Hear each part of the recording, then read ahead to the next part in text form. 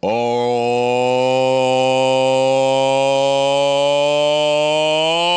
yeah. Parks, you come from the oh, yeah. Don't do that. Oh, yeah. You have heard this next gentleman many places. You've heard him on his brand new album. You've also heard him on his old album. I feel like this is the beginning of a UFC fight. A good one, though. Yeah. Nah, I'm setting you up. Watch this live. You've heard him on... No, I don't want to shout out Rap Radar, but I heard you there, too. Yeah. We have a really special guest in the building, which is awkward, because we don't normally have special guests in the building. Except for last week. And the week before. Hey! Hold up now.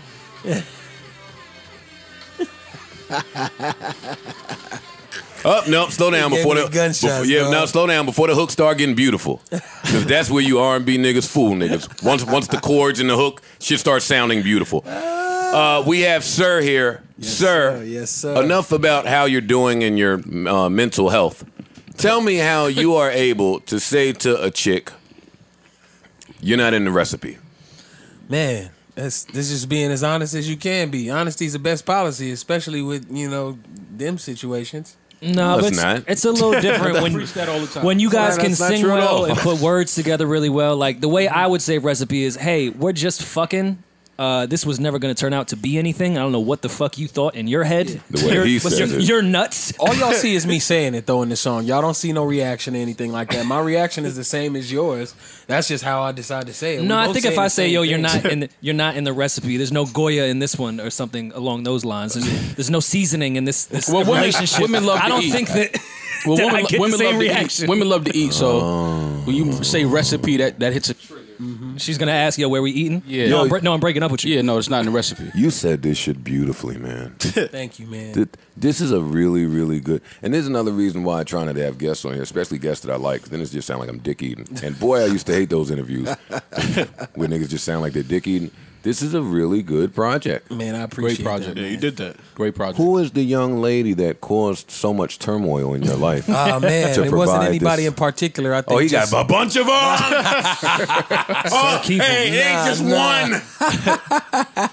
Nah, man. I think I'm a married man, so my whole get down is way different, and my restrictions are there. You know what I mean? So wait, you're married? This changes everything. Oh shit! Oh, get the. So wait, she let you get all that content off, and how does she support that content? Yo, how do you be like, yo, babe? I wrote this record today. That's dope. Yeah, I thought we was about to get to the shit. But sir, wait, how will we know that you're married? Do you promote that? You're not like Chance. No. My business is my business for sure. This is my first time seeing his face. I don't stray from it at all. Did you hear Chance album? Nah, not yet. Chance love his wife, nigga. No, for sure. Yeah, she all over that thing. Yeah. I don't hear that on yours, sir. Nah, man, I keep my private life separate from my business. This is my business. Hey, that's how I'm all treat the podcast. I mean, I don't bring my private life on here. Nah. Yeah, you know what I'm saying? So, all right. So this is a plethora of women from your past, of course. Oh yes, sir. Yes. Must have been before your marriage. Yes, sir. Very correct. Well, how did your wife feel when hearing some of the demos? Man, she doesn't like every song, but she gets it, and she understands. And with no disrespect to her, ain't really much she could say to stop me from putting out my music how I want to. Right. Ain't much nobody could say. It's only a few people that could tell me, nah, don't do that, and I have to listen. You know what I mean? And I've earned that right. There's a lot of niggas out here that have to put this shit out or put that out. I'm not one of them niggas. I'm still cutting my own vocals. I mixed that whole album, by the way. I don't know if you knew that. I knew that. I was going to ask you about that. I didn't know that. That's fine. Because you started as an engineer, right? Yes, sir. Yep. That's pretty interesting. Wow. Huh? Now, there's not very many people that go from engineer to artist. There's a lot of artists that record their own shit, mix their own shit even, but to go from an engineer for Tyrese. Parks, what you're talking about is a really credible conversation to have with an artist. Yeah. We're just trying to get into his wife and her feelings. I was going to lead into it. Do you do the shit at the crib? Yeah, basically. So she's in the next room while you're... Wait! Yeah. I cut this on a 13-inch MacBook Pro. Okay. Most of the album, at least. Wow. Yeah, sometimes I went to studio. We were working out of Windmark and shit like that. But for the most part, on my laptop. I did most of these mixes, yeah. Wow. That's dope. I be pulling up the studios and they don't got the plugins I got on my shit though, because I spend my care about this shit. So, yeah. Like I be having everything I need right in my little fucking setup. So. Same. So I'm interested in that. I'm interested in what you just said, because as an artist, there's been plenty of times I've wanted to say to a woman, hey, you come second. But it sounds away. It does sound harsh. But when it comes to your career and your passion, where there being like you just said, like this is the mandate. Yeah. It's not another option. I know it sounds cold and heartless. How do you relay that cool? Man, it's not one conversation, I'll tell you that. It's not like we sat down and had this one conversation and she was like, cool, and I was like, cool, and we just, no, this is probably like years and years of us going through different conversations and trying to see things from each other's perspective, all kind of dumbass shit and arguing, a lot of arguing, but I mean, my wife is, she's a smart lady and she knows that, you know, like, I'm kind of stubborn as fuck. Like, so I'm going to do what I want at the end of the day a lot of times, you know. So there's a way to go about, like, leading me in the right direction. I'm a bull, so you can still lead me. You know what I mean? I want to ram into some shit sometimes, but, you know, there's ways to, like, get me down the right path. And she does a great job with that. Shout out to her. How do you find the time to create? Like, if you live together and you record and create at the crib, like, does she just leave you alone type shit? Or does she, like, work or job or something where you just do it while she's gone? Yeah, she's usually at work during the day, so I do that. Or, I mean, I got my own little space and I'm quiet. I keep to myself, put on headphones, I'm out the way. That's the thing, man. When you marry somebody that gets up and goes to work every day. Yeah, it's nice. Isn't it beautiful? It's nice. She actually just quit her job, low key. Wow. She did what? She just quit her job like 4 or 5 days ago. We're not gonna get another album. It's on now. It's on now. So your last album was great. It will probably be the last. Congrats on your retirement. I'm retired. Yeah, exactly. That's what I'm here today to do. You're gonna be going to that studio a lot more often now. Podcast. Nah. But she deserves it, man. I think. You know, a lot of people don't see behind the scenes and what people actually go through. You know, she's with me sleeping on the floor. You know what I mean? When I was throwing shows at the same place we were sleeping at. Wow. You know what I mean? And like, she seen me at my lowest. So y'all been together for a while. Long time. That's dope. Well, what's your lowest? Salute to that. Oh man, sleeping on the floor, same place we throwing shows in a room. Oh, not every artist sleeps on the floor. Knock it off. Yeah, nah. But it was lower than that. It was lower. Come on, give it to me. Us breaking up was a horrible part. Before we got married, we had some time apart. Don't use me to gain more cool points with your wife. You're low on your own. I say that was the lowest because she was still working a job, but it still wasn't enough to maintain what we needed. You know what I mean? I needed to work, and I was like, nah, I want to do this music thing, which was great. You know, in hindsight, it was a great thing that I stayed dedicated and shit like that. But eventually, I had to get a job. I ended up working at Guitar Center for like 2 years before I got signed to TDE. But before that, we were broke as fuck. I did similar. You know what I mean? So we, you know, it's always ups and downs to this shit, and she stuck around through all that shit. So you know what I mean? All right. So tell me about the start. You were at Guitar Center, and then who came in? Dave Free from TDE. To the Guitar Center. No. He actually found me on SoundCloud. Some little bop he was with. He was listening to me on SoundCloud. He asked who I was. I was on La Brea Century at the time. I was chilling at the house, and he was at Windmark in Santa Monica. This nigga looked too old for this to be a story. Why? What you mean? You're not supposed to have I feel like the sound I got found on SoundCloud stories like reserved for like the teeny boppers. I promise you. You got a whole ass mustache. Nah, but he ain't got no SoundCloud mustache. You got the fucking Lenny Williams mustache. That's the AOL mustache, y'all. Yeah. Don't worry about that. All right. Not a tattoo near his face. Look, man. Shit, I started doing music when I was like 23. So yeah, I might not be that young, but I do remember going through the SoundCloud stage like everybody else. And like fucking Selection found me on SoundCloud. Joe K and them found me on SoundCloud. That's why I fuck with them. And like, you know, I put my music up everywhere. I was on fucking Bandcamp. I was putting that shit on Facebook back in the day when I fucking started putting that shit out. Like everywhere anybody could hear that shit, I was putting it out. That's how you have to. And SoundCloud was the best bet, and it worked. And I thank God for those guys. So no, I understand. No doubt. Yeah. I get That's funny though, fucking mustache, man. Y'all got something before I monopolize this interview? No, go ahead. Monopolize away. Monopolize. Okay, so you get your break, and what I remember, or the trend from a few TDE artists has been, and TDE, if you're listening, you know I love you guys. Y'all are my guys. But they seem to do really well with frustrated artists. We see some public frustration. then we don't see it anymore, and then we just see like a multi-platinum album later on. It's like, oh, I see why the Stripes disappeared. Goes from SZA, yo, my shit's never coming out. So all right, well, it's number one in the world tomorrow. Yeah. Have you dealt with some of the frustrations that some of your peers maybe have dealt with? Yes and no. I don't think I was very public about it, but I mean, I definitely went through it, and I think the solution for me was just writing more songs and staying in the studio, because that's always like my piece anyway. I'm a studio rat, obviously. So, I mean, there was a time where I definitely felt like I had an album and nobody else agreed with me. You know what I mean? And, you know, that album had a name and it didn't come out. You know what I mean? And I've done... Growing pains. Yeah, for sure. And, like, dog, I had, like, a full project with Ninth Wonder sitting on the shelf, like, and... It'll probably never see the light of day, and it's amazing, and I love it. But you know what I mean? It just wasn't the time from you? I'll play it. I tell you that. Text Ninth now. Whoa! Send me those files. Shout out to Ninth Wonder. He already know, man. Yeah, shout out to Ninth. Good dude. Yeah, man. Like I definitely went through it, man. I got tons of music that's sitting on the shelf that I'm still trying to figure out what to do with it. I still believe in it. It might not be on this album, but it could work for another album, or it could work for somebody else, or you know what I mean. I'm that type of musician. So knock it off. You no, I'm not gonna let you say it. You one of them niggas that's part of the new take my time releasing music wave. Like, no, he's put out a lot of projects. I'm a workhorse, dog. Yeah. I got a Long Live Dilla project. I got a motherfucking 2 mixtapes in between November.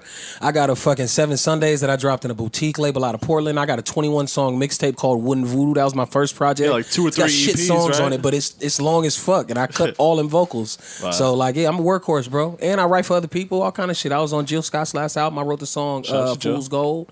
Fucking, like, I do as much work as I can with my people and my brothers and shit like that. My brother's a rapper. He also is a Spanish teacher, and he plays piano. He's fucking amazing. Wow. Like, my whole family does music, so, you know, I try to stay as involved as possible, as busy as I am. And you know what I mean? I try to, like, feature on songs and get in and show up, and you know what I mean? It's a lot, but it's worth it at the end of the day. So, nah, I'm not these other niggas, man. I tell you that, Joe. It's good to meet you, man. I'm sorry. He worked with Anita Baker. Yeah, dog. I had some crazy times, man. Crazy times, man. Do you feel like it's easier to get on now as an artist, or like, say, like 15 years ago?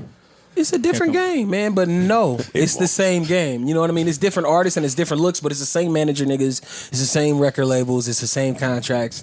It's the same. I mean, bullshit. as far as like getting your shit, because you said he found you on SoundCloud. Nah, that was God. That was God. Simple and plain. That was out of my control. It was out of Dave's control. Right. It was just something that happened. That was set up, and we didn't do that. So you're still fly with Sabrina Claudio. Let's talk about it. Tell that's why I asked you. Nah, I love Sabrina. She's amazing, man. She's a dope artist.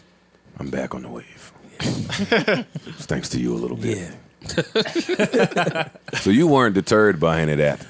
Man, I to keep it all the way 100, I don't really be paying attention enough, because I didn't really know what it was about until it was a situation where I had to decide. Got it. You know what I mean? So, and that was after the record was done. Sorry to cut you off. Yeah. That's an easier decision. That was after he had that smooth ass melody. Yeah, and that's like, and not just that. Do you back down? Am I a bitch ass nigga? Am I gonna back down and let this record go to waste? No, not this song. This song is already 4 years old. I'd already been a bitch ass nigga before and not put it out. It was supposed to be on November. Right. You know what I mean? Okay. So, like, was I going to hold off again? No, you could have done what R&B niggas do and just replaced the R&B singer with another R&B singer. Man, you guys be surprised how many people I've reached out to, you know what I mean, trying to get features and shit like that. Well, I mean, I would probably would. I would not be surprised. Well, that's that. This is a dirty, nasty game full of fuckity fucks. You already know. So, you know what I mean? I appreciate Sabrina because she was willing, and she delivered in a way that I couldn't deny it no matter what I wanted to, you know, so. Yeah, I'm glad you let that record happen. Yeah, definitely. But you know what I mean? It doesn't take away from the fact that I still love my queens, and I show that in everything I do, man. All my videos, absolutely, we're well represented. So, absolutely, you know. Who do you hate? Like, what R&B niggas you hate? I mean, I don't hate nobody in particular, man. I think to each his own. Who do you think is diluting the game? Oh, diluted? It's a lot of cats, man. I can tell you who I like. How about that? I fuck with Chris Brown. That's a lot of positivity. Sir, that's a whole different question. You don't That's a whole dynamic. What are you talking about? I'll tell you who I like. I don't care who you like. Yeah, man. All right, you can tell me who you like first. Come on, let's water it down a little bit. So CB. Yeah, CB. I like CB, man. We all like CB, sir. Yeah, his project is dope. Not for real. He's really putting in work. Hey, info you can only find here on the JBP. Who y'all not like? Who do you hate in R&B right now? Good question. In R&B. Because I was going to ask you about the new wave of R&B. Mm-hmm. In my opinion, kind of towering over hip hop as far as revamping the entire sound. So I'm kind of on the new wave of R&B. There's very few people I hate. Yeah, as am I. It's a lot of good R&B. It's a lot of good R&B. Lucky Day's killing shit. Yeah. I fuck with my boy Aaron Ray. Aaron Ray is fire. Smino is like. I want to call him R&B so bad, but I think he's a rapper. But Smino's a rapper. He's amazing. Just let's put it like that. I fuck with Smino. I fuck with him. Everybody relax. We don't have this successful of a podcast because we fuck with everybody. No, Smino I fuck with. Now, sir, I don't know. Me, I'm with Rory. I'm on the R&B wave. I'm waving my R&B flag, and there's not much R&B that I dislike. Right. But I have to be a contrarian. So, is it because R&B is so amazing and the R&B artists today are so amazing? Or is it because most of the R&B cats today are really good at the sound that's in and are not brave enough to attempt to change it? Man, I can honestly agree with that. And it's not like they're not trying to, but I think it's just what people are telling them is marketable, A, what they're capable of, B, and just, I think B is a big one. Yeah, exactly. Yeah. I mean, capability is everything. Capability. Yeah. Like, I'm not sure a lot of these kids can, like, sing. You know what I'm saying? They can carry a little melody and auto-tune to fix the rest. Exactly. But, I mean, you can tell the difference on who can and who cannot. But I think R&B. I think R&B now is in a space that it's not relying on singles the way hip hop is. No. I think 10 years ago, in like mid 2000s, like Trey Songz era, they were still relying on singles. I don't think R&B is like this. SiR album's phenomenal. There's not the standout single like this is the one we was going to try to bring to radio and move the album with. Right. R&B singers just putting out albums. But that has nothing to do with the point that I'm making. I agree with it. You're right. I'm still saying the R&B niggas are not attempting to change the sound. Now, SiR is, in my opinion, in a different class because he's one of the people that do the sound like different. Mm-hmm. But most of these niggas, they're not just freaking things out there. So are they one-trick ponies? Or have we gotten lazy with our consumership? Is that a question? I think that's been the standard. Like, lazy consumers is what the game thrives off of? Yeah, and that's why like people like me have people say, "Oh, you slept on." It's because consumers are trying to like sit there and fucking process what's going on. They don't get it. You get it. Because you guys are listening for something. You're listening for me. Right. You're listening to find something that's good, relatable, but still like its own thing that's unique. You know what I mean? And 100%. The reason I'm able to do that is because I don't give a fuck what nobody thinks about my music at the end of the day. I do this because it's therapeutic for me. Mm-hmm. You know what I mean? And it's my shit. Mm-hmm. And these stories that I'm telling are stories that I know. No, you're able to do that because you feel like that and you're blessed enough to be on a subsidiary that moves like that as well. No, for sure. And I wasn't this SiR when I first got signed. I'll tell you that for sure. Everything that I am on this album and on November is because I'm where I am, for sure, no question. And like I said, this is all by the grace of God. I'm blessed. I don't say luck. I hate that. Yeah, but I'm blessed to run into that, situation and to be put where I needed to be. Like, I found out the first day like that I came around TDE that J-Rock was my cousin. My auntie Linda and his uncle King had been married. Yeah, y'all niggas look alike, man. Yeah, but they had been married for 20 years and J-Rock being my cousin, we just had never like sat down and talked about it. You know what I mean? So that's crazy. What kind of it's crazy coincidence, right? Yeah, that's wild. You know what I mean? So stepped into the room already family and just like walked into a situation where I could learn, and these niggas didn't give a fuck who I was, literally, and still kind of don't. You know what I mean? So where's the timeline with SZA, you, and Zach on the label and signing wise? In order. SZA was signed a long time before us. SZA was signed. Stop trying to cause trouble, right Rory. before. I'm trying to figure out going into that label of strictly hip hop, of coming from Schoolboy, Ab-Soul, J-Rock, Kendrick, and being such a focused. Mm-hmm. And in this day and age, in the 90s you wouldn't say this was super hardcore, but more of a hardcore rap label than the climate would call for. Yep. Signing as an R&B artist. I'd be a little curious, my thought process in going into that. So I signed in 2014. I think SZA signed in like 2012 or 13 or something like that. 12 would make sense, I think. I think it was 12 right before Z. Z is 12, right? Yeah. Yeah. And then before that, it was Zay in 2011. I remember when that happened because Tunji told me that he had this artist that he was trying to bring around. His name was Isaiah Rashad. I was like, oh, shit. What about me? He was like, dude, I'm not going to be able to sign you for 3-4 years. Which is funny. He's at RCA right now, which is, it's coincidence. But killing at RCA. Yeah, murder, man. Shout out to Tunji and his whole team, man. Normani's killing. I love her. That's like some black pop R&B that I can rock dope. with. She's dope. Fuck with Normani's fine. Normani's dope. Yeah. I appreciate you keeping us. Yeah, you niggas just want to dick eat everybody. Nah. I like Normani too until whoever is working with her at the label makes her go in there and make all the white people songs. True. No, I mean, and that's. I don't think they're going to do that over there. I hope not, but I don't think they're going to do that. She is putting out white people songs right now. What is white people songs? Pop. Something. Never heard Normani on that beat. Come on, you know it, Mom. So pop. Yeah, You think Waves with Black was a white people song? Because that was her first single. That definitely wasn't a white person's song. Not even close. Did it work? Yeah. No, it didn't.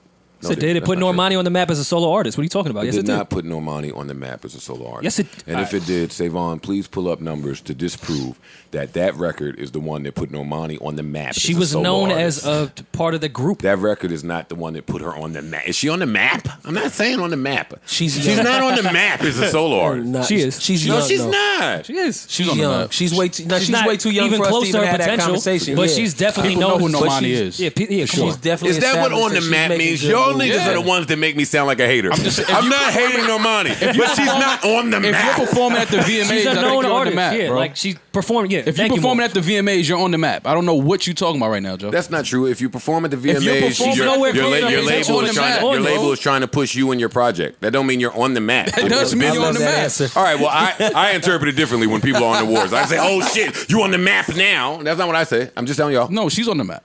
She is. People know who Normani is. All right, maybe I'm naive then. You play any instruments? Keys a little bit, bass a little bit. I fuck around. I just love like producing in general. So I always keep like drum kits and shit like that on my my hard drive. I go through it a little bit, but I'm whack. I make whack beats. So. Well, then I have to ask you, recording in your house, because the difference, I could be completely wrong. The difference I heard in Chasing Summer in November, I kind of felt like people might have sent you some beats, and this felt like you was sitting in the studio from scratch, and people were playing around what you was writing. Nah, very much more hands-on with the production on this one, and It a felt lot of that that way. is the musicianship. Like, So how do you do that in your crib is really my question. and I just sit down. I got the fucking whole setup. I sit down. I have somebody plug up into my Apollo, and we rock. That's simple, Right. easy. Oh yeah, your wife is gonna be pissed. She's not working. No, he just lives in a bigger crib than Exactly. we do. Man, that's been my problem right now. I'm looking for a crib, Yeah. and that shit is crazy. Like the fucking, it's a seller's market, is what they say. Yeah. I'm like, these prices are way too out of hand. Same here, for the bro. square footage in Los Angeles, what you trying to buy? These motherfuckers is out here tripping right now. So I'm about to hold on to my bread and just move to like Marina Del Rey or some shit. Same thing. We right chill out here. for a couple more We're in months. New and York, just bro. wait. We know. Oh yeah, That's exactly what that's exactly what they're telling me about purchasing a home in New Jersey. They're saying keep your money in your pocket. It's fucked up out there. You're gonna lose the second you do it, and you don't want to lose for 30 years with all this tax bullshit you're doing. I'm telling you, dog. This shit crazy, bro. Yeah, it's tough. Yeah, we're fucked. Yeah. Everybody had a moment like, Yeah, word up. we're I'm glad fucked. I'm not alone here. Yeah, we're fucked. Renting it is. Yeah, for Throwing real. money the way it is. Cool. That's funny. So how does an artist, sir, such as yourself, get acclimated to all of this?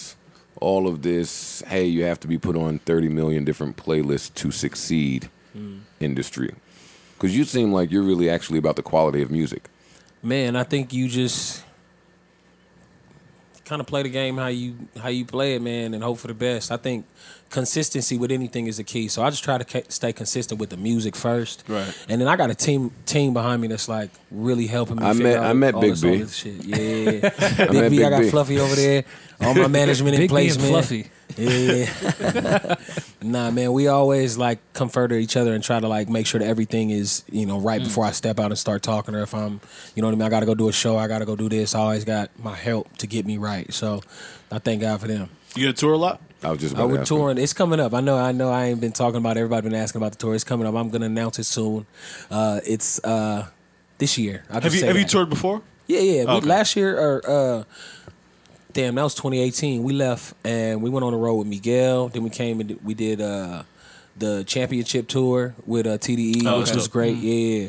And both of those were full tours. It was like 38 stops, 36 stops on the first one. And then I ended up doing like Australia, New Zealand, and South Korea with Dot on the last run of his damn tour. So that was fun, man. That was the best time of my life. So you're comfortable up there on stage? Yeah, definitely, cool. Man. I've had time to like adapt, and I still go out there and get nervous. Like, I'm human, but I think like now it's a different type of nerve, and I kind of like I love that feeling. The days where I don't feel nervous, I do trash. I do terrible. Right. So I like to feel like you know what I mean. It's too much positivity for me. Yeah, no, he's right. Yo, can you tell me about the days that you're uncomfortable? Tell me about some of the instances in which you've been taken advantage of in this dreadful, horrible industry. Well, that's the thing. Like with me, it ain't like that. We operate. Fuck. We operate. And I can't get this guy. And I don't know, like you know what I mean, like. Oh no bullshit, but I live my life with respect. I look people in the eyes, shake their fucking hands, and when I talk to them, I let them know what's up. So when it comes down to business, I've never had any issues with anybody that didn't get handled.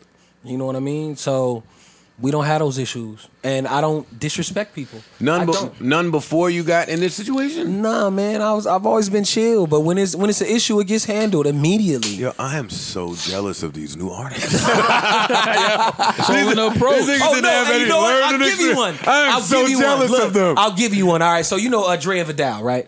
OG producers. Yeah, OG producers. So Andre Harris is like my OG. He put me on. He introduced me to Jill Scott. Andre Harris. Yeah, that's my nigga, man. That's my OG. So he put me on. And back when I first met him, it was another cat. I'm not gonna say his name because I'm respect the game. Of course. He brought me around to Dre. And Dre was like, yo, we gotta work, young bull. And I'm like, yeah, for sure. And kept coming around. We started working with this artist named Rotimi. No, you guys know Rotimi. Shout out to my nigga. That's my guy. Yeah, that's my bull. So, okay, we work and we do like 8 songs. Me and Ro basically got a project ready to go. You definitely could have been one of the drug dealers on Power. Oh, man. So I'm dug in with this project, man. And the cat that was supposed to be paying me was supposed to be paying me 2 G's for every song that I wrote. Count up.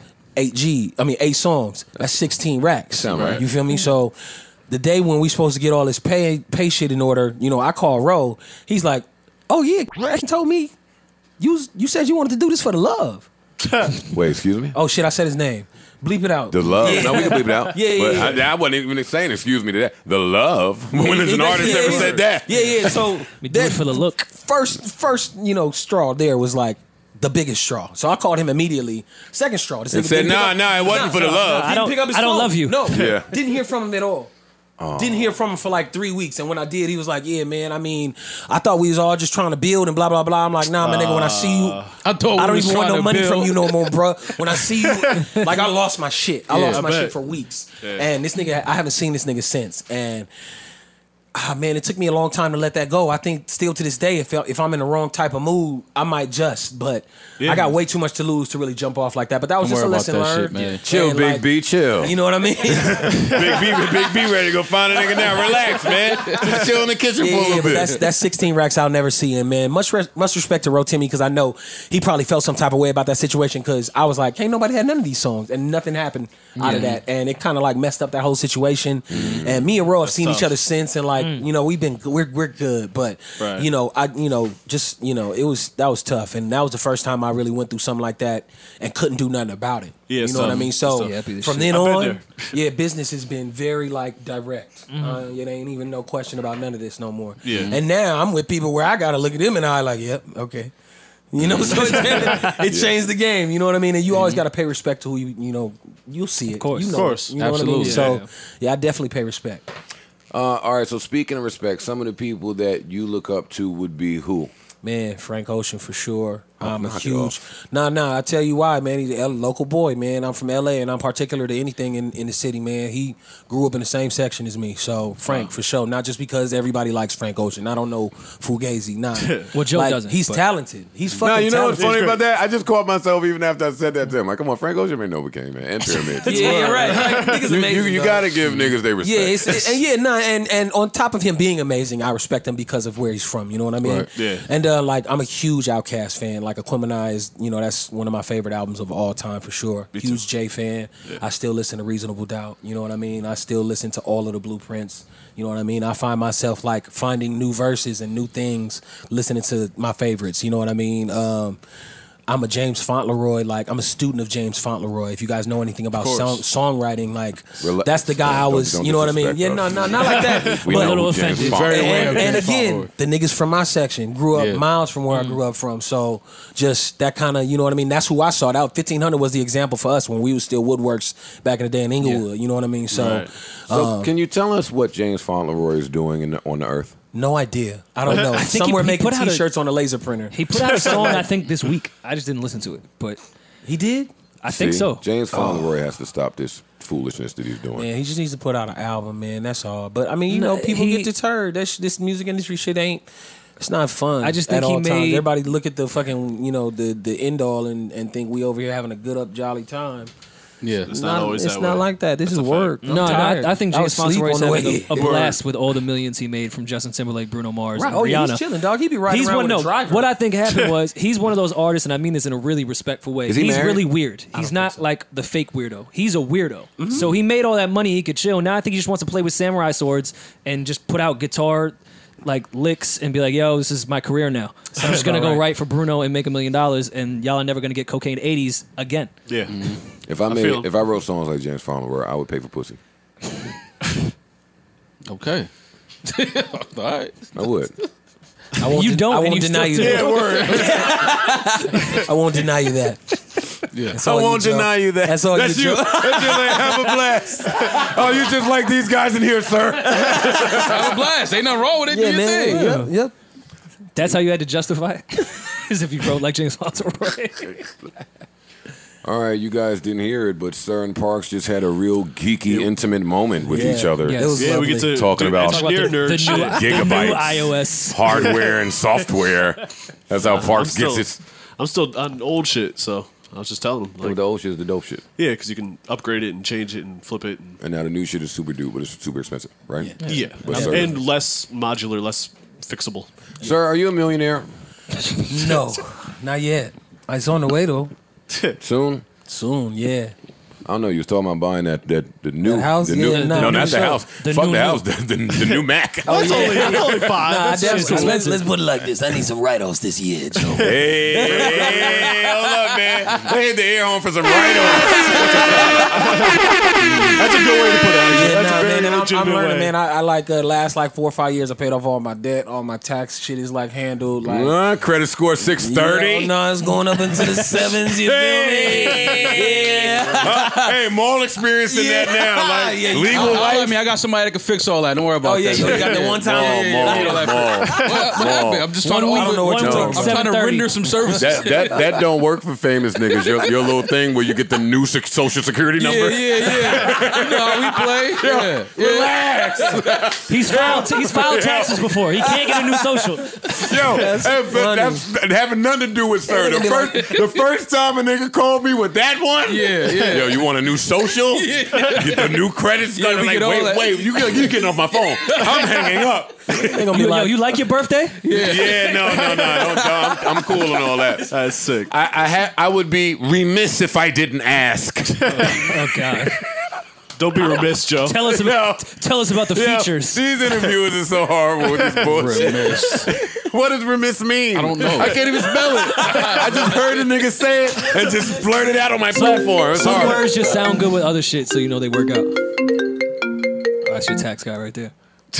Hello, this is Joe Budden live on the JBP. Oh no. You're not about to put your baby mama on the podcast. Bye. Oh wait, hold on. Tell us about yourself. No. All right. How do you know Joe? I'm not talking with you. No, but listen, all I'm saying is when I call back, answer. Bye. All right. SiR, man. Actually, that's a great segue to my next topic. Actually. All right, so listen to this here. Have you heard this song before?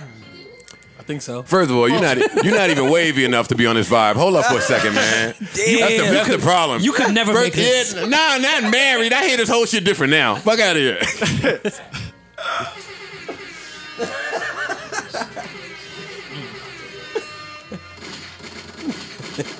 Gunshots. Shout out to my guy Zach. It's my favorite joint on the album. I mean, hold up, call back. My favorite. Call back real quick. Nah, men need to take a stand. We've had this conversation. Joe, get your bars off. Sir, man. It's one of my favorite observations that you've had. No, you got to start because my baby mom just called, so they're going to think it's like a sub. So you start and I'll pick it up. All right. So we always talk that women are allowed to have lines like, yo, I'm on my period. Or, yo, I don't really feel like having sex right. Oh, I'm tired. Men don't get that luxury. At all. That's true. Hey, let me rewind. Before you even get to that, before you even get to that part of men's rights, because we don't. Facts. But way before we even get to acknowledging that, we have to acknowledge that the wide community of women that act like scavages and heathens in attempts to jump our bones when we're not really there. We're not really in that space with you. Mm-hmm. We haven't really developed that connection. You haven't gotten to know me. You don't know what I like. You don't know my sign. You don't know what my favorite color is, my favorite restaurant. Never paid for my nails or my haircut. Haven't paid for a thing. You know what I mean, this baldy is all on me. Honestly, never bought me kicks. No. Never took me shopping. The birthday gifts be a little trash. We can't say it. I don't have an Xbox, but didn't get me 2K. Oh, come on. You're supposed to do it just on the strength. Get us 2K. But we can't say that because then we're gay. And we have to roll with the narrative of men just want to fuck everything moving. But as men know that's not necessarily true. No. So when this song comes on, I don't think I've heard this type of genius lyricism since Rakim. Honestly. Respect, man. I respect, man. Because I've been trying to find a way to tell a woman that I'm not in. I can't be in the mood if I can't be my best self, if I can't live my best life, if I can't do the things that put me in my bag, that make me feel good. And listen, on a much deeper level of psychology, that is why men cheat. Men cheat because they significant other is at home making them feel like the worst nigga in the world. And we have to go out and feel better about ourselves. Look, of course I knew my whole squad. We got 3 married men in the room. I'm listening. I'm seeing the picture you paint. I'm letting you get your shit off because we said earlier I'm gonna go last. So let me go last. I got it. But here you were able to word this in such a genius manner. I'm not in the mood if I'm not in my bag. No, I'm not even gonna take credit for that though, man. Shout out to Zakari. He's the one that came up with that. He sent me that, and when I heard it, I literally sat there for 6 hours, like thinking about all of the fucking times. No, me too. I was just like, I don't want it. Yeah. Me too. I got bum rushed, and like that's all the song is about. I be want to sit on the couch sometimes and play fucking Call of Duty until my eyes bleed. I feel because I've been working all week. Right. You know what I mean? Or I want to work. And right. you don't want me to do that. You know what's funny about this instance that you're naming? That's the only time that no don't mean no. Like, I've said no, and I've meant no, get off of me. And they don't take it that way. No. At all. They stay on me. Then That's I have a double standard, for sure. Come on. I can't live like that. Yeah. Which leads me to, it would be really nice if men had not a period, but a line that was like, yo, I'm on my period. Right. So this is a bad week for... It's a bad week. And I've tried to think of those lines, but they all make me sound like I don't like women. Right. Until... Oh, my God. Until this.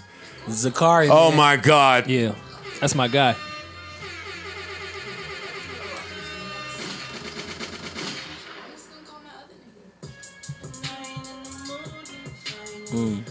And call the other nigga.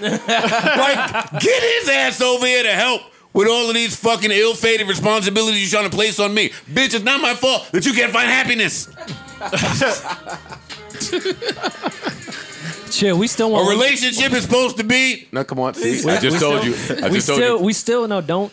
You're giving too much. Let women still think their threats are scary to us. If a girl tell you, she's just gonna call out the nigga, like that's.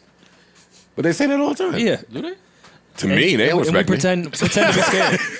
They don't respect me.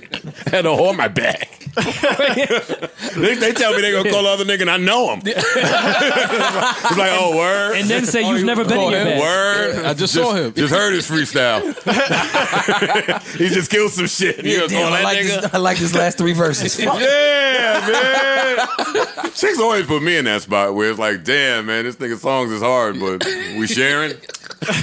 Hilarious. The bars hit you a little differently? Yeah, but am I the only one in this room that's gonna cop to it? That what? That what we copping to? Let me know. I might cop to it with you. Let me know.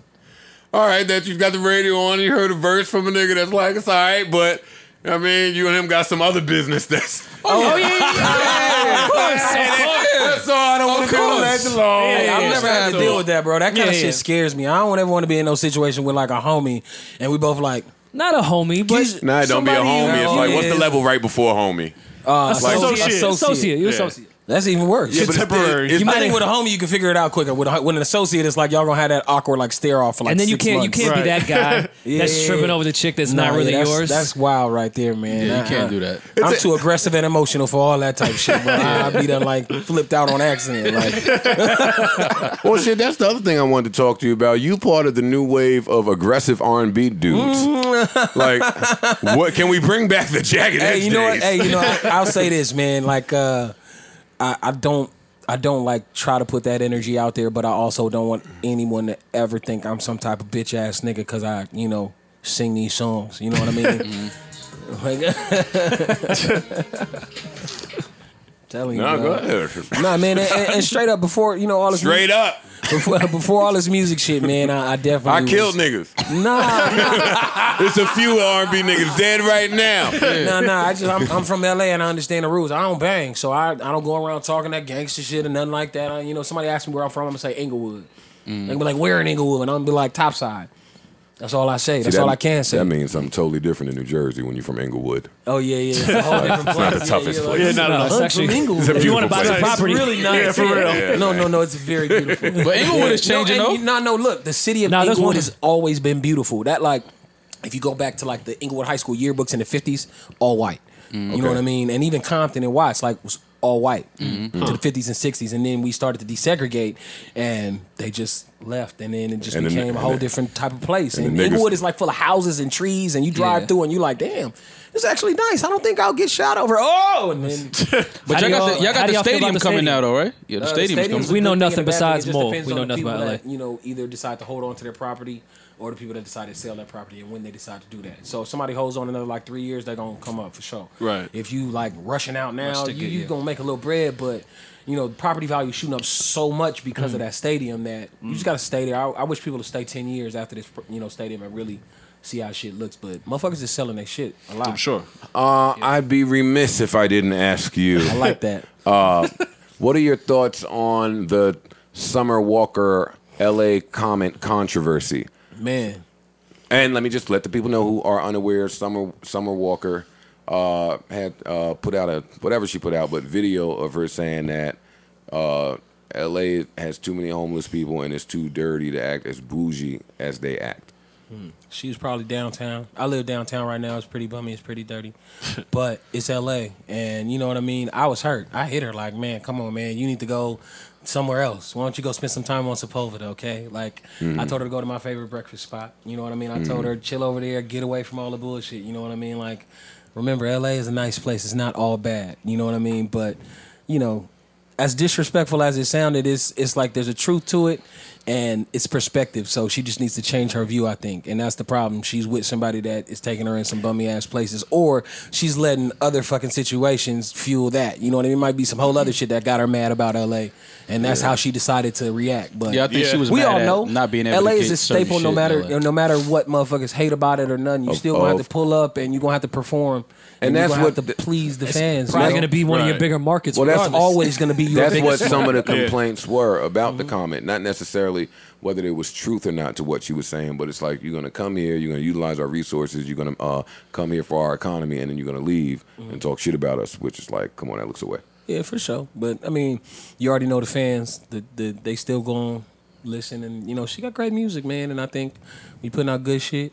You know, say whatever you want to a certain extent. Right. And that just also goes to show just how two people could see the same exact thing and just have totally different perspectives. When I was in L.A. and when I walked by, like, a couple of people that was homeless, it wasn't a lot, but it was a couple. It's like, come on, man, get up. It's hot out here. It's beautiful. Yeah, what are you doing? That's my thing. No, they have a good time out there. That's why it's a lot of homeless. These niggas, it's cold. Yeah, when you insulating with newspaper, it's a different type of... the homeless niggas in L.A. was it was a vibe. Yeah, they was out there chilling. It was trendy. 3, 4 o'clock in the morning, you see them walking around. It wasn't a vibe, Joe. They wasn't begging for money. They was like, yo, the weather, right? They was kicking it with me. I was like, yeah, man. Yeah, I know. It's nice not so bad when it's nice out.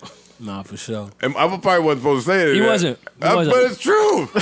Not to say that they had it good, but I see a lot more homeless people in New York. Nah, you'd be surprised how many people in LA are choosing to be out there, though. They just, you know, it's culture. It's scary to say that, but it's like a culture of people that love it out there. We got homies that got family members. It's like, yeah, I'm on the streets and I want to be here.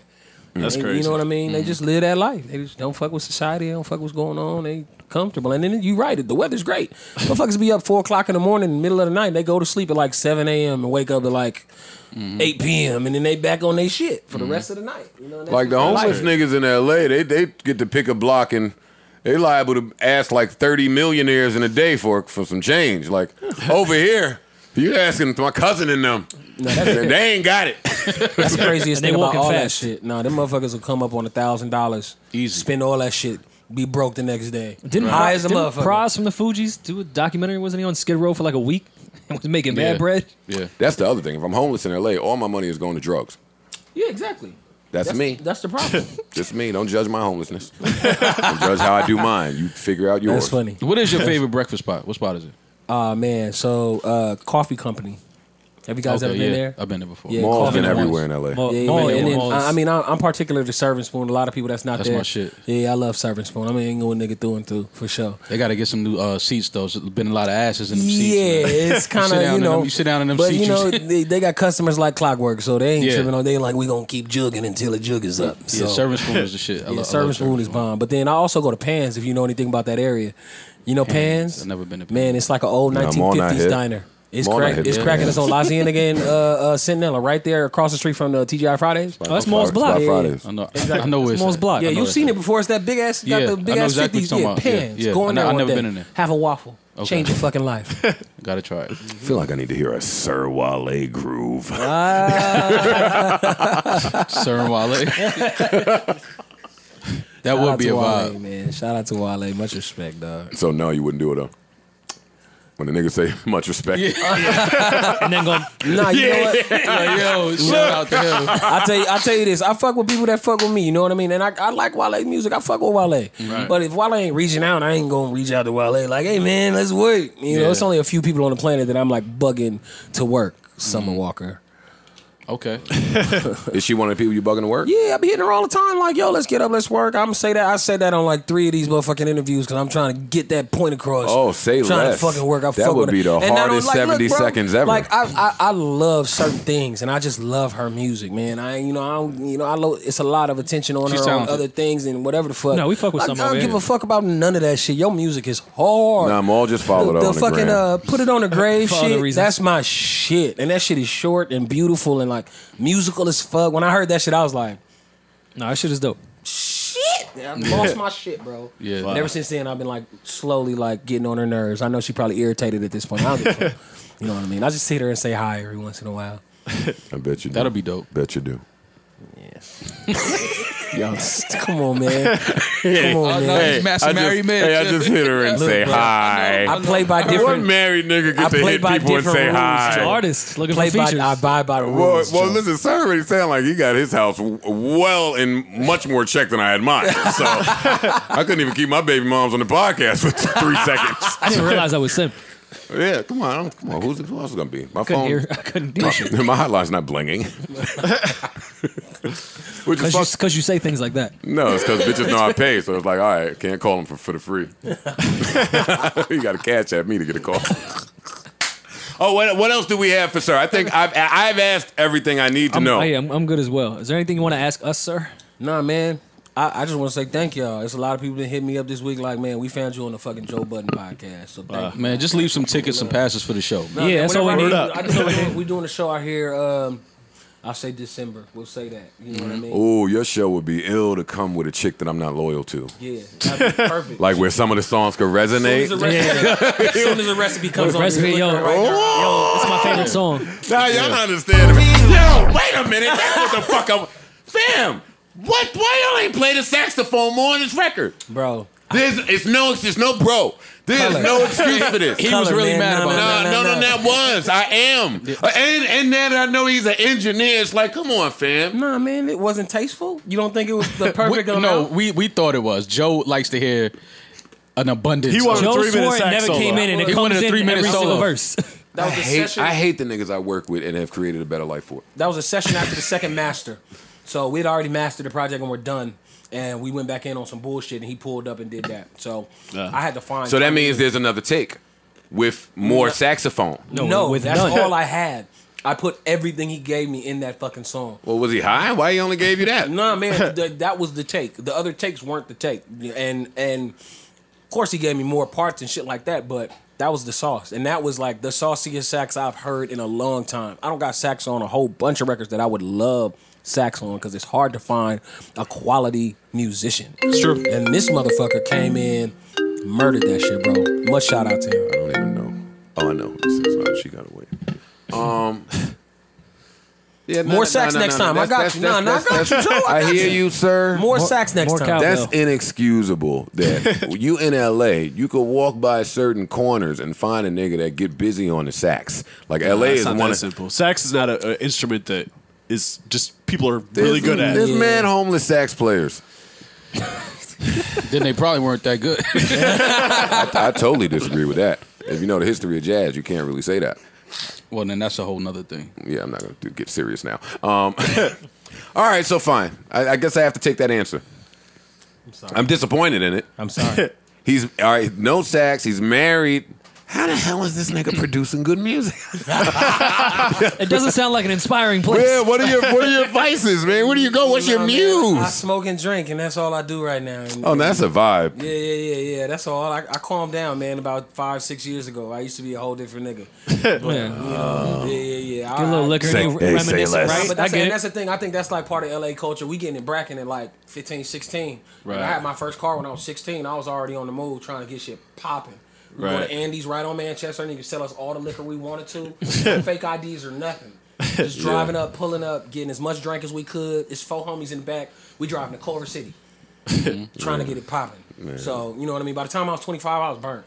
I was done with it, and I had to switch hats and like really refocus my energy, and I focused it on this shit, and turns out I had a lot to give. I didn't even know. I didn't like this shit crazy to me because I couldn't picture this shit for myself when I was younger. You know what I mean? All I saw was like get a job, work. Right. And, you know, hopefully I'd afford to buy a house at some point or some bullshit. Yeah. Right. And didn't really know how to go about any of this shit. Didn't know nothing about my taxes. Didn't know about saving money. Are you caught up on your taxes? Yeah, for sure. You know, thank God. Go ahead, Top. Thank That's God. Right. Yeah, man. Top gonna get it right now. Come on. And you know, I couldn't picture this type of shit for myself. I was just so caught up in like women and with, you know, what I thought other people wanted me to be and like dumbass fuck shit. And just I'm thankful to be here, man. This shit crazy to me, bro. Like it's literally crazy to be here. So, man, I hope y'all had a good time. I'm high as hell. I had a great time. Yeah, I enjoyed the conversation. I had an amazing time. What's your take on threesomes? Man, if everybody's in accordance, I'm all for them. It's a big step. This is a funny conversation. Me and my wife have this conversation where it's like, are we ever going to have a threesome? And the answer has always been no, because she's your wife. No, well but this is the conversation we have. She says if it ever happens, it's going to be a dude, and I'm like, nah, it's not. It's not happening. It's just never happening. I can't see that happening. And then I'm like, well, if it happens, it's going to be a girl. She's like, nope. I don't see that happening. I can't have no other woman in our bed. If you start kissing on her, I might slap her in the middle of all of this shit, and then it's over. Wait. So she wants. She said another dude. This is just we're speaking hypothetical. Most women feel that way, by the way. Yeah, why would you want to be in the bed with another? You know, I wouldn't want to be in the bed with another. I would do it. I just can't picture the. Yeah, excuse me, dude. Exactly. Watch out. Wait, you would do that? I would do it if I could do it without like telling homeboy to get off of me, like move. Because Maul, what I'm faced with, I already know how you feel about that, so you don't have to say. But what I'm faced with is, as men, we've all seen a bunch of pornos involving double penetration, right? Correct. And some of them shits, they be looking a little swaggy. But when I try to put it in my head, I know what my I can't. You can't do that in like real life, and it's swaggy. My wife, no, not your wife. My girl. I wasn't thinking about that part. I wasn't thinking about. I don't even want to do that to a rap. No, I wasn't thinking about that part. Y'all know where I be at, baby. Let's get it. Well, see, sir, that's the thing. Some of the shit that my mind, because I'm a wild, freaky nigga in my mind. Hey, bro, you think I could write these songs if I was a normal nigga? What's your sign? I'm a Scorpio. Oh, nigga, these niggas is wild.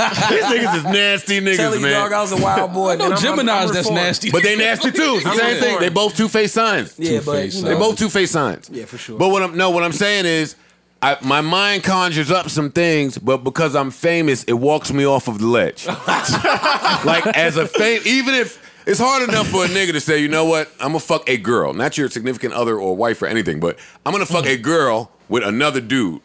Add any variable you want. I know the dude is my best friend. I hate him. Whatever the relationship is, that's hard enough. Now add you famous and trying to find a nigga to double penetrate with. Like, and I can't make it make sense. Like, me and Joe's ball slapped the other day. It was crazy. Yo, you like her? Yeah. Yo, What you doing? I got another guest for the pod. It don't. Got my man coming through as a guest. That is crazy. That's great. Oh, you not in the mood now?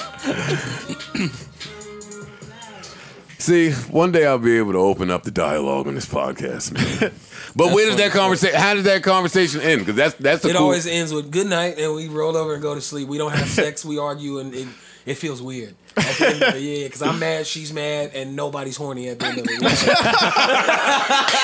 Got nowhere. You're like, yeah, whatever. Yeah, all right. And that's the end of that. Word, now you got attitude with each other about the imaginary nigga. Word. Mad about Sounds like marriage. Exactly, yep. That's hard, man. One day I'm going to get married, I'm telling you. I'm getting married. How long you been married? 10 years. Oh, shit. Oh, this nigga's a vet. This nigga's an alien. 10 years? Yeah. How old are you? 30. Shit. Yeah. Damn. We see some bullshit in our marriage. Nah, we try to be as honest as possible from jump, and that's all we do. No, that's respect. I mean, that shit work. And it hurts sometimes, but you know, I'd rather it be that. But you got to stick around through the hurt to get to the good side. Somebody said something about like an 80-20 rule. It was my aunt. It's a weird thing, but it's like, you know, people won't fuck up. You know what I mean? But if it's an 80-20 and they not fucking up, it's not 50-50, like they have pieces of shit and, you know, half good to you. If they're, you know, good to you most of the time, you got to appreciate that. Absolutely. That's my beef with you. You're going to drop that with my baby mom. Not on.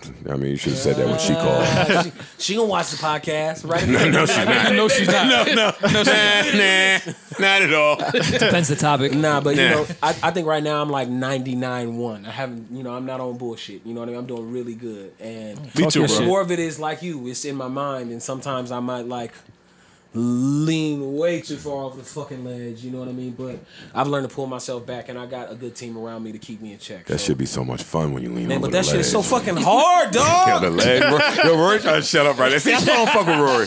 Rory be leaning over the ledge, too. Yeah, I tough, man. was living on the ledge at one point. It was my home. Now he just had to buy, like, outdoor furniture for his family. Everything changed. No more ledge.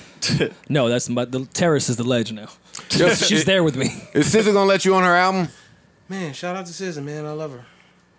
So, all right. Well, that was SiR, ladies and gentlemen. Well, that got awkward. that was an awkward moment. Nah. I mean, that's like, you know, it's family business. It's out of his control is what I got from that. Yeah, you know. That's what I got from that, too. Yeah. I got this out of his control. Don't tap me. I got that, too. Don't tap me. My bad. Oh, man, come on, Rory. You got any more for him? I'm done asking awkward questions. He already told me from Inglewood. That threesome question came out of nowhere, dog. I like that. He slipped that in. But I answered it. I've been dodging a lot of shit. I've been making sure I was on top of my game. I have questions that go like past that, but that's when Rory and Maul, not really Parks, but Rory and Maul, they start looking at me like they just met me yesterday. Like when I start getting into what my brain, they're like, yo, I don't want to record with this nigga no more. I never thought that like had that conversation with with your wife really happens about bringing another guy. Bringing another guy. 100%. This is one thing about marriage that people forget. Oh, you get bored at a certain point. And I'll say that my wife loves me to death, and I know I'm not an exciting motherfucker when I'm at home. I just had to fight with my girl about how boring I am. Playing video games. You know what I mean? If I'm not doing music, I'm playing video games. My girl wanted to go out to the bar at 2:00 in the morning the other night. I'm like, I'm 35 years old. What do you mean? Go to where I'm already sleeping? What is this conversation about? You know what I mean? And it's just times in marriage where you just looking at each other like, yeah, I had tacos at work, and I'm like, yeah. Man, cool. Well, that's all you can eat. You know what I mean? So we need I'll be asking her the most outlandish shit. I swear, I'm all about thug passion. I'll be popping up on her in the middle of the night like, baby, come here, turn over. You know what I mean? Trying to just, you know what I mean? Make sure she know I'm always on my toes. Right. And she definitely be on her bullshit. So, you know, we try to keep it as spicy as possible. Thug passion, baby. Brought to you by Inglewood SiR and the Joe Budden podcast. Yo, it's a sick R&B group. My last question. You said you're a workaholic, but when can we expect more music from you? I know your new project just came out. Sure. Next year for sure. I'm working. I'm already back in the studio trying to get it right. We're going to be touring, and I'm going to keep working. And Tell I'm to put going that for shit next year, out. man. I have a theory about you. I'm texting Ninth now. Yeah. Like, I have a theory about you musically, like when it comes to like how you construct albums. I don't think it's a mistake. Like, you just end albums a certain way to me. Like, how do I explain this? In this microwave era, it's kind of tough to get like. That's why I love Snow's album so much. Snow's album for me is album of the year, as it stands today. Yeah. But conceptually, it's concise, and from the intro to the outro, drove the point home. For you, I feel like you have those concepts too with your albums, and you're always telling a story. But by the time it gets to the end, you have just a way of kicking this story up a notch. That I felt like that about your last album with what's that? Summer in November, and what else was on the end of that? I don't remember right now, but both of those were my shit. Oh shit, damn! I'm drawing a blank too, but I know you know they were. Yeah, yes. Fam, oh my God, man. So now here comes this album again with how you ended it. Is that a conscious effort, or are you just creating songs and then picking them for the order of it? Help. I had help, and I won't lie about that. I had great help. I'm not going to say who. I mean, I can. I mean, Dot helped me. No, yeah. So I had no shame in that one. Right. Not just because I don't want. I don't like doing looks and all that shit. Now you don't want people feeling like you trying to drop the name. No, I knew that. No, but I knew that when the K-Dot song was the worst song in the album. Yeah, and Told you I'm lying. Wasn't my favorite. Come on. Yeah, no, respect. No, and that's the thing about these albums, man. There's always gonna be something that people can gravitate towards, and that's why we don't like really try to push singles, because everything's dope to us. You know what I mean? To our group of people, and the people that are like saying this is dope. Some motherfuckers, you gotta respect their opinion when they say that shit. And that's the thing. Let me take that back. That K-Dot song is not a bad song, but when you hear the rest of the album, it changes it. Yeah. And then something's wrong with iTunes. Where like if y'all leak a song first or early, like I bought that K-Dot song and then I bought your album, and it don't show up in the album. Like iTunes, am I the only one that happens to? Like if you buy the pre-release, I don't buy singles very often. And then buy the album. That doesn't happen. Two different bounces. Well, you know how when you get up. Oh, is that what it is, sir? Two different bounces. Yeah, there's another. There's a little bit of extra on the album version of Hair Down. But we it's the same link, so we were able to mark them as the same song, but it's two different bounces. I should go back to that then. I need to go back. Yeah, and just I mean, at the beginning and the end of the album, there's just a little guy talking, and they kind of just cycle back through. Yeah, the stewardess. You know what I mean? That's my little the stewardess is the homie Keaton. Shout out to Keaton, man. He's gonna be glad I said his name on it. He works very hard, man. You deserve this, Keaton. All right, I promise this is my last question. I know you said you write, and you've been writing for some people. One artist that you would like to write for. Who would be that first name that comes to mind? Man, I hate asking questions that are so generic, but when I like a nigga, I really want to know the answer to that question. Beyonce. Oh, come on. Who's the second one then? Damn. I want to write for Beyonce. Yeah, no. And I say that because I like to speak things into existence. So I'm just going to say that first, because that's the truth. That's my honest answer, Joe. Got it. All right. And you know, I really don't want to write For any of you other niggas that's average and peasants. No. I want to find, man, this is a young kid named Kelvin Sings on Instagram. Y'all look him up when y'all get a chance. He has an amazing voice. He's like 13. I'd love to help him formulate his thoughts. And it ain't even about me writing for anybody in particular, because that's like a forced thing at most times. You know what I mean? I want to help somebody like formulate their ideas. It's more than just me sitting there and telling them what to say. Producing. Exactly, yeah. I'd love to Quincy Jones a whole bunch of shit, but, you know, that time will come. You know what I mean? Right now, I got to focus on me. So I'm not even really thinking about writing for anybody. But if Beyonce calls, yeah. And man, like, it's a lot of cats out here that are like working really hard. Don't end Rihanna. Don't do that. No. I was going to look. Rihanna's working on so many other things right now that if she decided to like really hop back in and focus on music, I'd be down to be a part of that. I'm sure. You know what I mean? Because it's always, her last 3 projects have been amazing. You know what I mean? And you know, I'm a fan and I love them, and you know what I mean? They're just prime examples of beautiful black women, that's all, you know. So Beyonce, Rihanna, I mean, shit, who else? I'd love to work with Summer. I know she writes and all that shit. What's up with this nigga in I don't even want to, dog. I see the styles though, like I see how your styles. Bro, I just love her music, bro. Her music is tight. I know niggas be out here thirsty. It is. Her music is tight, bro. Her shit is tight. And I ain't on no thirsty shit. I don't give a fuck about, like, niggas be out here chasing the wrong shit. I definitely ain't out here chasing no bitch. I'll tell you that right now. Right. I'm about my business and I love music and I respect the art. You know what I mean? So anytime I reach out, it's because I really want to work. Right. You know what I mean? I'm going to get in with Ari soon. Me and her have been talking. We, show each other mad love. I really respect Ari. You know what I mean? I love Snow. We definitely been talking as well, man. Her project is amazing, man. That's another artist that I really respect and love. She's an amazing musician. My gosh, she's amazing. And it's just like cats like Lucky and like Smee and like WAP and like my niggas. I fuck with my niggas already. I got people that I fuck with, so I ain't really reaching like. You keep saying Summer. You ain't said Black yet. I fuck with Black. Well, I didn't hear you say that, so I gotta ask. No, I think he's dope. But like I said, certain niggas I just ain't gonna reach out to if they ain't reaching out to me. And me and him definitely have respect for each other and have, seen each other, met each other, shook hands, and he's doing his thing. I'm gonna do mine. Oh yeah, y'all definitely gonna beef then. All right. Nah, dog. I feel you. Like, yo, we shook hands and all that. We got mutual respect. We see each other in the mall. Really fuck with that nigga. Look, man, I ain't gonna ever start no beef. You know what I mean? He's a friend of the show, and so are you. So I'm not supporting that beef.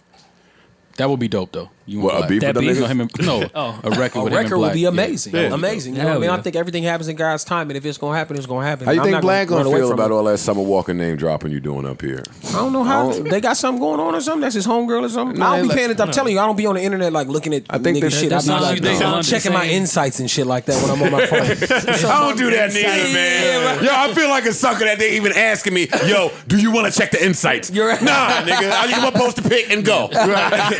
Cool about the impressions on the picture of me going out. Bro, I'm focused on my business, man. I don't be on here looking at like what niggas got going on or none of that. You know what I mean? I'm chill and I really listen. That's all I do is find new projects and listen and try to find some shit that's dope to me. Yeah. You know what I mean? And definitely fuck with Slack. This nigga's been killing shit. Like, and Summer, man, I really like her music, man. And what can I say? I'm not gonna shout her out no more because I've done it like 8 times. No, for real. I wasn't gonna say nothing, but when you get home, we might have a conversation waiting for you. Call us when you get home. Yeah, for sure. I will. God damn it. All right, listen. I don't have any more questions. I'm so grateful that you were able to stop by here.